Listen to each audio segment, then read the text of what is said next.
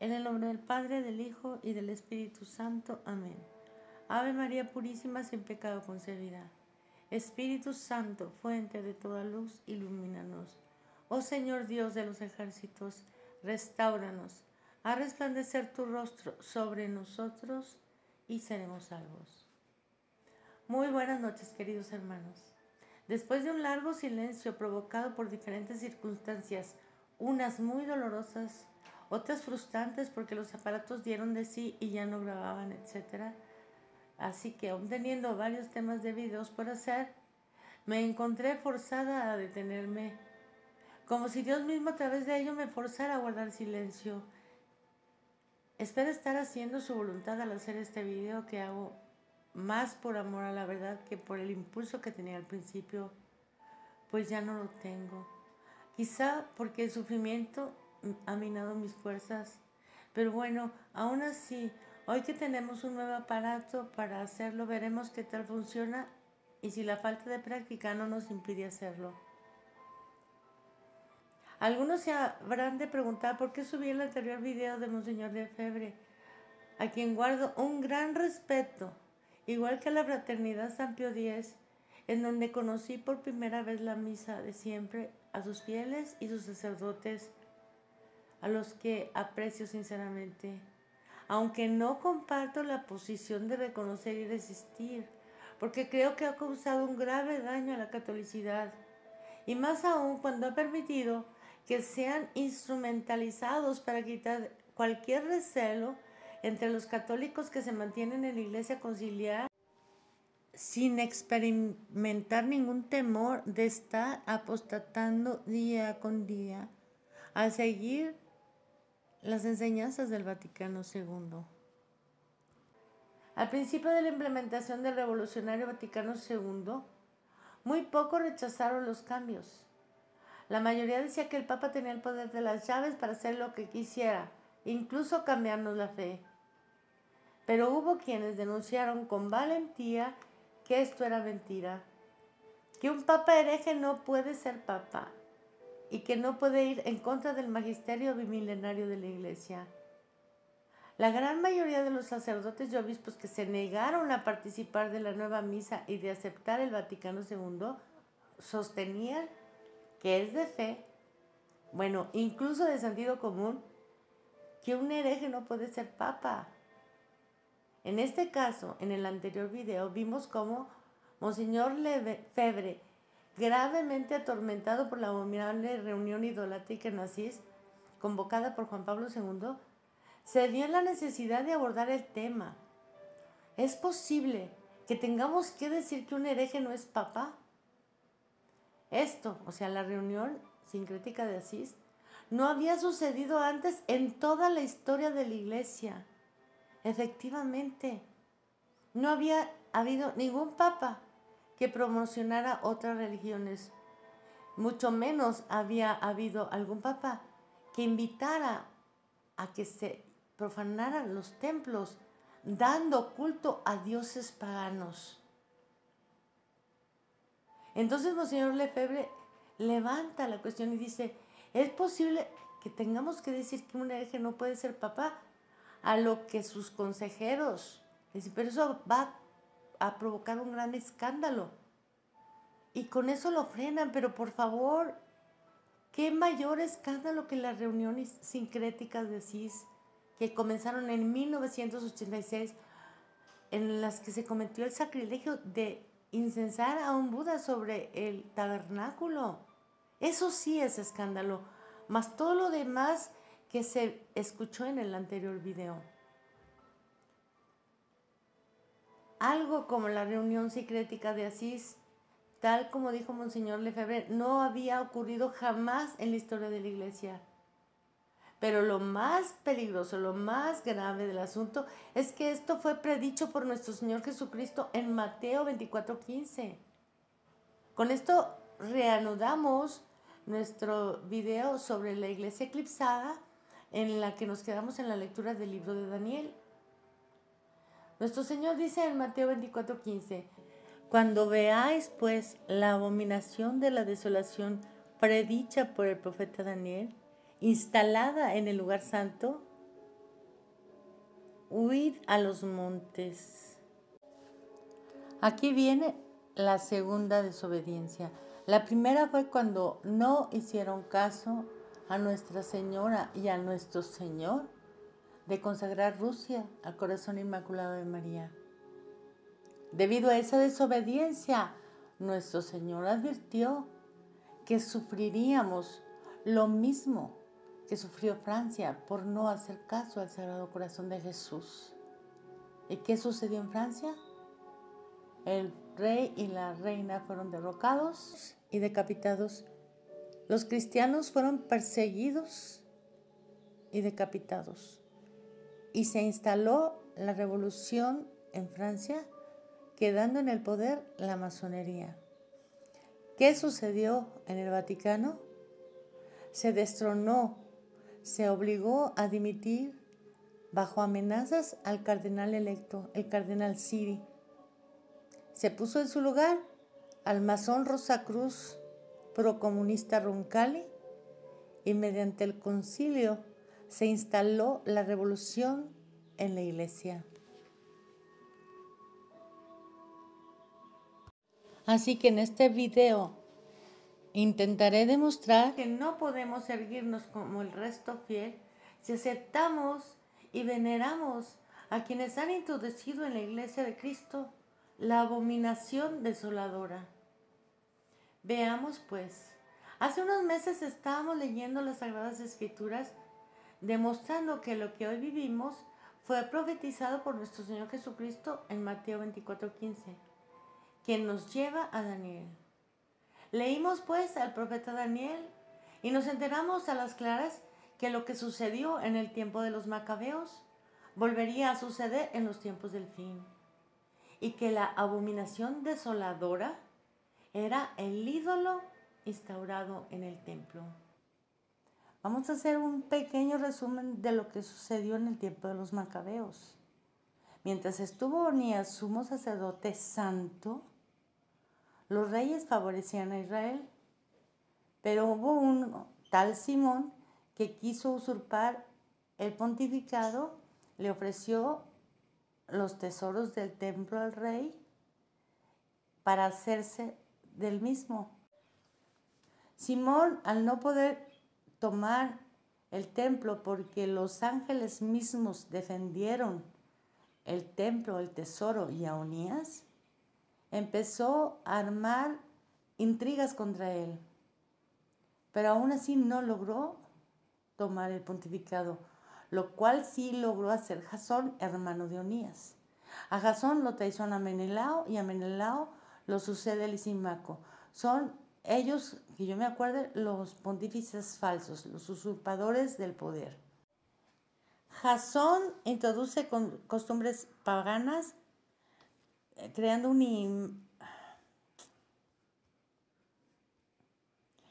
Jasón introduce costumbres paganas y perversas, trastornando los derechos legítimos de los ciudadanos, pues tuvo el atrevimiento de establecer bajo el alcázar mismo un gimnasio y de exponer en lugares infames la flor de la juventud. Asimismo, Menelao, Lisímaco y todos los demás cometen grandes sacrilegios en el templo, poniendo un altar contra el altar, dejando que entraran mujeres, haciendo exactamente lo que hicieron nuestros papas conciliares. Pero mataron a Onías y eso le dolió mucho al rey. El rey, poco después de todo esto, se vuelve contra el pueblo judío y les hace apostatar ahora por obligación. Antes fue por gusto, ahora dice todos van a venerar a los dioses que yo diga, todos van a abandonar sus tradiciones y todos van a aceptar la única religión que yo proponga. Van a abandonar sus dogmas, van a abandonar sus tradiciones y hay el que no sacrifique a los ídolos. Entonces pasaron a cuchillo a todos los que se opusieron a esta ordenanza del rey. Y ahora sí vamos a leer a matatillas, a los verdaderos macabeos, para que entendamos que no se puede ser macabeo si tú no te pones en contra de toda esta sarta de traiciones cometidas contra nuestro Señor a partir del Vaticano II, en que la masonería tomó posesión del templo de la Iglesia de Dios, y contra la entronización de los ídolos. Y pongan mucha atención, porque después de este video voy a poner la oración abrazada de San Luis María Griñón de Montfort para que vean las similitudes de las mismas. En aquellos días, es una de Macabeos 2. En aquellos días se levantó Matatías, hijo de Juan, hijo de Simeón, sacerdote de la familia de Joarib de Jerusalén, que vivía en el monte de Modim. Al ver estos, los estragos que se hacían en el pueblo de Judá y en Jerusalén, exclamó Matatías: infeliz de mí, porque he venido yo al mundo para ver la ruina de mi patria y la destrucción de la ciudad santa, y para estarme aquí sin hacer nada por ella al tiempo que se entregada en poder de sus enemigos. Las cosas santas se hallan en manos de los extranjeros, y su templo es como un hombre que está infamado. Sus vasos preciosos han sido saqueados y llevados afuera, despedazados por las plazas sus ancianos y muertos al filo de la espada los jóvenes. ¿Qué nación hay que no haya participado algo de este reino o tenido parte en sus despojos? Arrebatado le ha sido todo su esplendor, y la que antes era libre es en el día esclava. En fin, todo cuanto teníamos de santo, de ilustre y de glorioso, otro tanto ha sido asolado y profanado por las naciones. ¿Para qué queremos ya la vida? Y rasgaron sus vestidos Matatías y sus hijos, y se cubrieron de cilicio, y lloraban amargamente. Y tomando la palabra los comisionados de Antíoco dijeron a Matatías: tú eres el principal, el más grande y el más esclarecido de esta ciudad, y glorioso con esa corona de hijos y de hermanos. Ven pues tú el primero y haz lo que el rey manda, como lo han hecho todas las gentes y los varones de Judá, y los que han quedado en Jerusalén. Y con esto tú y tus hijos seréis del número de los amigos del rey, el cual os llenará de oro y plata y grandes dones. Respondió Matatías y dijo en alta voz: aunque todas las gentes obedezcan al rey Antíoco, y todos abandonen la observancia de la ley de sus padres y se sometan a los mandatos del rey, yo y mis hijos y mis hermanos obedeceremos la ley de nuestros padres. Quiera Dios ampararnos. No nos es provechoso abandonar la ley y los preceptos de Dios. No daremos oídos a las palabras del rey Antíoco, ni ofreceremos sacrificios, violando los mandamientos de nuestra ley por seguir otro camino. Gritó entonces Matatías a grandes voces por la ciudad diciendo: todo el que tenga celo por la ley y quiera permanecer firme en alianza, sígame. Y huyó con sus hijos a los montes y abandonaron todo cuanto tenían en la ciudad. Entonces muchos que amaban la ley y la justicia se fueron al desierto y permanecieron allí con sus hijos, con sus mujeres y sus ganados, porque se veían inundados de males. Se dio aviso a los oficiales del rey y a las tropas que habían en Jerusalén, en la ciudad de David, de cómo ciertas gentes que habían hollado el mandamiento del rey se habían retirado a los lugares ocultos del desierto, y que les habían seguido otros muchos, por lo que marcharon al punto contra ellos y se prepararon para atacarlos en el día de sábado. Pero antes les dijeron: ¿queréis todavía resistiros? Salid y obedeced el mandato del rey Antíoco y quedaréis salvos. De ningún modo saldremos, respondieron ellos, ni obedeceremos al rey, ni violaremos el sábado. Entonces las tropas se arrojaron sobre ellos. Pero tan lejos estuvieron ellos de resistirles que ni tan siquiera les tiraron una piedra, ni aún cerraron las bocas de las cavernas, sino que dijeron: muramos todos en nuestra sencillez, y el cielo y la tierra nos serán testigos de que injustamente nos quitas la vida. En efecto, los enemigos los acometieron en día de sábado, y perecieron tanto ellos como sus mujeres, hijos y ganados, llegando a 1000 personas las que perdieron la vida. Lo supieron Matatías y sus amigos, e hicieron por ellos un gran duelo, y se dijeron unos a otros: si todos nosotros hiciéramos lo que han hecho nuestros hermanos, y no peleáremos para defender nuestras vidas y nuestra ley contra las naciones, en breve tiempo nos exterminarán del país. Así pues tomaron aquel día esta resolución: si alguno, dijeron, nos acomete en el día de sábado, pelearemos contra él. y así no moriremos todos como han muerto en las cavernas nuestros hermanos.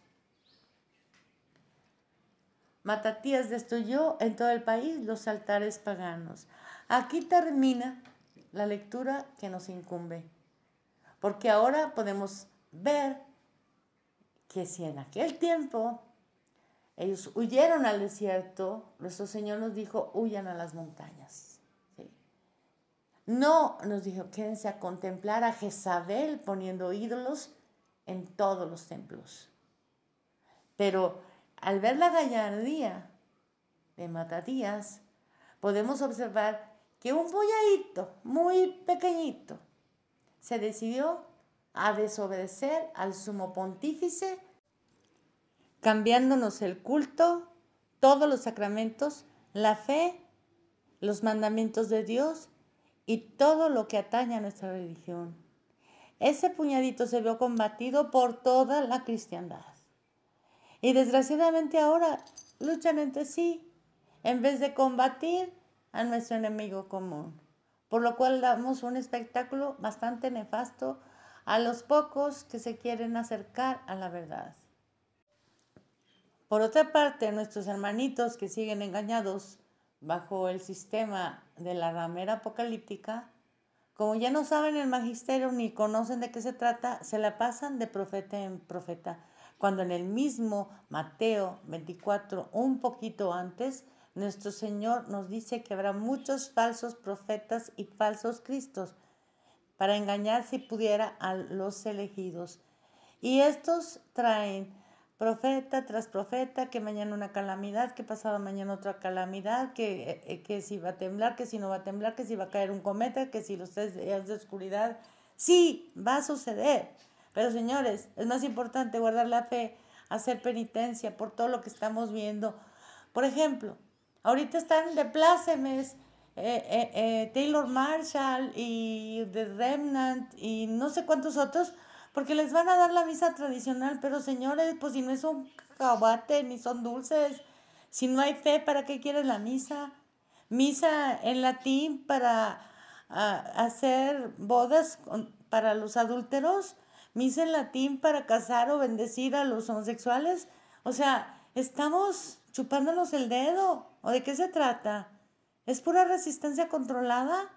Por otra parte tenemos a IL y a todos lanzando a su gran prelado, como si se tratara de elecciones, señores. Esto lo hace Dios, que nos demuestra que ellos se opuestos al Concilio Vaticano II, que nos demuestran su probidad en cuanto a la fe que profesan, que no porque lo voten 100 o 200 o 1000, ya con eso ya se vuelve el gran prelado. Tiene que profesar la fe, tiene que tener el liderazgo que este señor no tiene porque nadie lo conoce más que en su casa.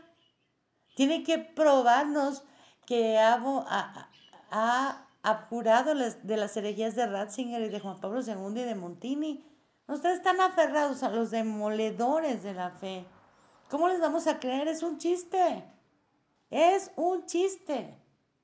Entonces, hay demasiada desinformación, hay mucha deshonestidad histórica en todos ellos, porque se les han mandado todos los datos y los hechos para que abjuren de su herejía, pero quieren permanecer en el error, no sea que se les vaya la clientela, no sea que les quiten los likes, no sea que se desuscriban suscriptores, por favor.